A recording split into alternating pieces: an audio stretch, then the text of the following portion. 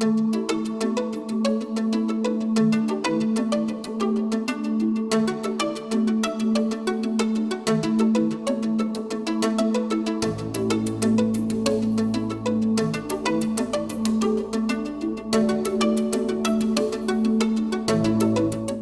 afternoons around 5 p.m. were a special time at our household when I was growing up.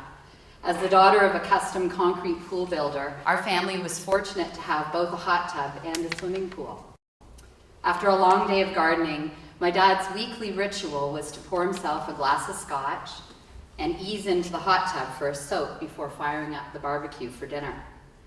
Some of my best heart-to-heart talks with my dad took place in the hot tub. A relaxing, comfortable, compact place to unwind, share stories, and laugh. Sometimes our family welcomed friends to join us, though regardless of the group, the hot tub was where we solved many challenges, reflected on the week's past events, and looked forward to the days ahead. My father started our family business, BonaVista Pools, in 1969. When he passed away in 2002, he was only 60 years old. While his time with us was too short, the legacy he left with us was a business that my sister Melissa, who's here today, my brother Peter, who's also here, and I still operate today, with our mother Liz as the principal owner. She sends her regrets but couldn't join us this morning. But more important than the business he left us were the life lessons, the example he demonstrated daily of a man with a tremendous work ethic, a great love for his wife and his 5 children, and a deep faith.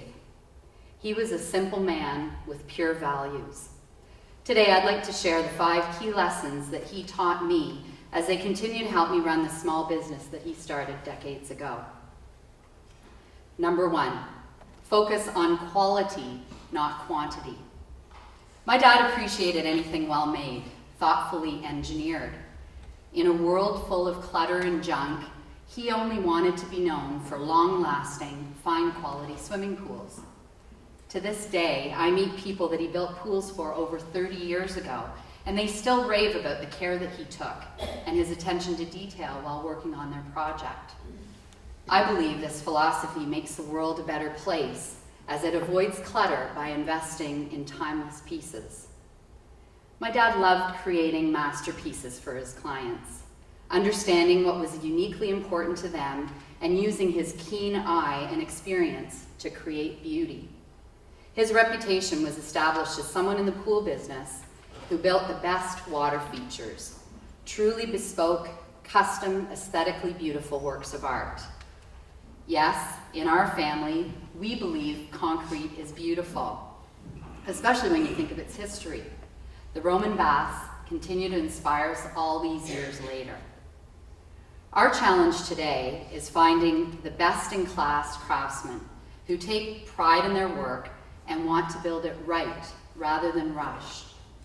In a fast-moving, high-tech world, this is difficult. Yet when I think of our hiring process, we must hold out, seek these skilled people, network, and be known as an industry leader so we attract the highest caliber talent. We must hire with quality in mind, not quantity. Just because we're small business owners without designated HR staff doesn't mean that we should settle. We've learned to hire for attitude and train for skill, no matter which role we're filling. Rolex, Mercedes, Mont Blanc, Four Seasons, Bang & Olufsen, Harry Rosen, Chanel, and Holt Renfrew are all examples of world-class luxury brands, leaders in their category representing only the finest quality. My dad taught me, and most of our clients believe, that it's better to shop well rather than often. There is great pleasure in owning a few good things. The number 2 lesson that he left me is that family is everything. Be proud of your roots and proud of your family. My father was the middle child of 5 kids, and I'm the oldest of our 5. His mother, my grandmama, was a feisty French-Canadian woman who kept all of her children and her grandchildren close. Seeing each other at family reunions every Christmas and summer kept our large clan deeply connected.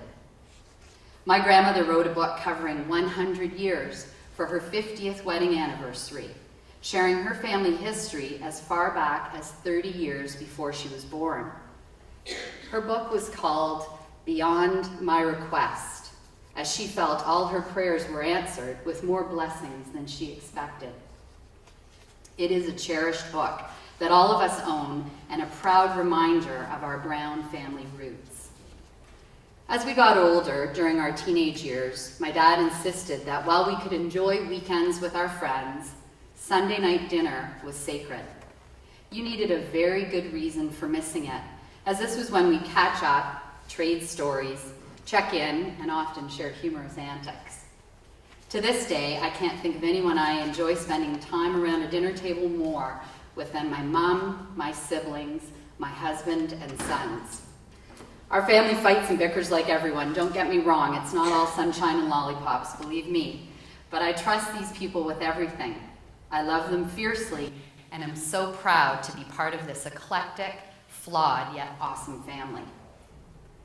Every summer, we try to rally our clan for a family reunion, either at my mom's house in Prince Edward County or my sister's cottage on Little Lake. 8 of us have birthdays in the months of July and August, which is a great excuse for an Olympic-style waterfront extravaganza featuring hot dogs, corn on the cob, and lots of popsicles. We're not fancy, but we sure love playing in the water and celebrating the summer, which is the focus of what we create for our clients. It's good to remind ourselves how important it is to build a space where families can gather and make lasting memories. The lesson here for all of us as small business owners is to find the balance. Step away and disconnect from the business at times to be fully present with your family. There is truly nothing more important, and while it's a joy to work with my like-minded siblings, Peter and Melissa, it's even more fun to relax and build memories with them and our cute kids at family gatherings, at the cottage, or at Mom's home in the county. The third lesson, and the one that Jeremy said he thought was the most amusing, is always do your best. My dad drove me nuts sometimes, and yet I loved and now appreciate his idiosyncratic commitment to the relentless pursuit of improvement, always striving to be better. He expected our shoes to be polished, and as my sisters and I got older, that we'd always be wearing lipstick. My mom told me the day that I was born, she was waiting at the front door, wondering why it was taking my father so long to drive her to the hospital. He replied with all the enthusiasm of a brand new father-to-be, "I'm polishing my shoes. I've never met the doctor." He knew we only have one chance to make a first impression. He was an upbeat, positive person who was constantly working to improve himself, the space that he was working on, and the people he was in contact with, including his children and staff. His philosophy was to push himself, exceeding expectations, and he wanted the same of us. It's the reason I smile often, as he taught me it's a good way to make a positive impression, as well as shaking hands, making eye contact, saying the other person's name, and participating in engaging conversation. Manners go a long way, and although many people overlook their importance today, these traditional values are timeless. It's my responsibility to pass this message along to my sons, so they too will understand these life skills are essential to their success. In our business, we have the privilege of serving clients who are leaders within their profession. My father told me when I graduated from university that while our clients are very powerful, they weren't more important than me, as we all have unique talents and skills. This confidence booster served me well and continues to help me maintain composure when doing business with very sharp clients. We are all equal, or just as the Four Seasons staff are told in training, we are ladies and gentlemen serving ladies and gentlemen. My dad demonstrated to me that if you expect only the best, your clients appreciate your efforts. They value your commitment to their satisfaction. Wanting the best for others, in turn, creates a highly regarded reputation.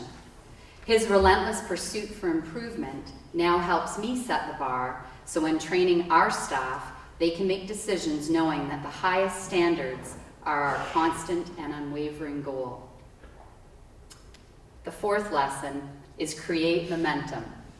Growing up as a teenager in the 50s, my dad was a great dancer and always in motion.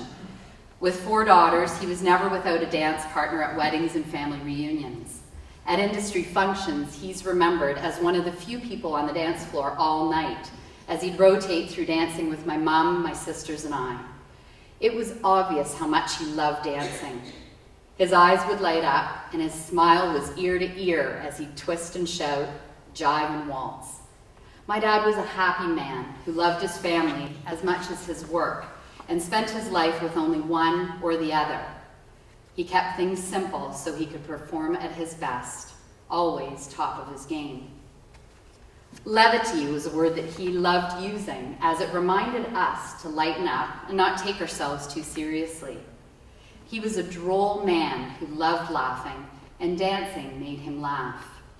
He showed us how to work hard and the importance of playing hard too. Simon Sinek wrote a clever book called Start With Why. In our family business, what drives all of us, or our why, is a desire to create unique spaces for our clients to relax with their favorite people. Knowing how to relax is essential to operating at your best. Having a laugh with your family, dancing with your wife and kids, swimming, kicking up your heels now and then, allows you to be present in the moment. I love the look on my boys' faces when I dance with them. Pure amusement mixed with laughter. Having a sense of purpose, learning from your experiences, and finding a way to unwind will allow you to perform at a high level and communicate your corporate mission clearly to your staff. Momentum in your business and family life is the purest form of your passions expressed. The fifth message, and I think the most important, is have faith. Believe in something bigger than you. Even when he was dying of cancer, I know my father was at peace. He accepted his life was much shorter than we all expected, having just retired the month before. But he didn't fight it. He gently left us with the impression that life isn't over when your time on earth ends. I still talk to my dad, I ask his advice, and seek his guidance. I feel that he's with me today. I admired his ability to put his mind to something and create beauty in everything he endeavored. He had clear opinions and shared his thoughts directly with his staff and family. You always knew what he was thinking and what he expected. His faith was another aspect of his disciplined life of routine. I believe it recharged him weekly, gave him quiet time to reflect, and give thanks for all of his blessings. His example taught us humility. And while we may be captains of our own ship, we need to remember we can still learn from the ocean. The universe has many mysteries and much to teach us. It is good to be open to the intangible and have faith, as it allows us freedom when we believe in something greater than us. I feel lucky to have been influenced by my father's approach to life for 35 years and can vividly recall many of our discussions in the hot tub, reinforcing the essence of these simple words. In reflecting on them, I realize they trigger the fondest memories of my father. I was saying to Al at break today that when Jeremy and I were talking about this presentation today, there's a part of what I'm going to tell you about that I think resonates with what Al said, and it's talking about that sense of obligation. As the oldest child in our family, it was interesting to learn recently that I was the only one of the 3 of us who felt obligated to join the business. Melissa and Peter wanted to join once they finished university, while I had been considering a career in broadcast journalism when my father asked me to work at BonaVista. At certain moments in my career path, I've questioned whether this was the right choice, as I know we often do as family business owners. I must admit, it was my father's influence and the way he enjoyed his role as owner and the relationships with his clients and staff, his suppliers, and his family that really sparked my interest. I know the pride I feel working with my family and what we create together is what rewards me deeply and assures me this is the right place to channel my efforts and passion. My father's career as a modest pool builder was a simple but significant way to manifest his beliefs and support his family. Our challenge as the second-generation owners is to impact our children in the same way he did, leaving them with lifelong lessons that will help guide them on their journey for a meaningful life of purpose. Thank you.